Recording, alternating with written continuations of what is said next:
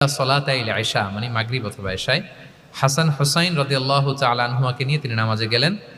নামাজের এক পর্যায়ে সেজদারত অবস্থায় ওনার নাতি হাসান রাদিয়াল্লাহু তাআলা আনহু ওনার কাঁধের উপরে চেপে বসলেন, দীর্ঘ সেজদা দিলেন।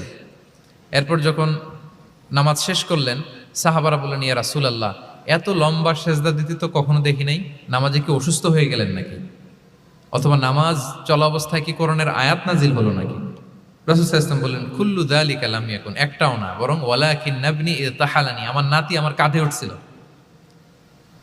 ফাকারিহতু আন উআজ্জিলাহু হাত্তা ইয়াকদিয়া হাজাতা, আমি সেজদায় উঠতে গেলেই তো ও যে খেলতেছে এটা ডিস্টার্ব হয়ে যাবে, সো ওর যতক্ষণ না ওর খেলা শেষ না হয় আমি একটু ওয়েট করতেছিলাম। তার খেলাধুলা শেষে তার সময় যখন হয়েছে নেমে গেছে, আমি তখন সেজদা থেকে মাথা উঠিয়েছি।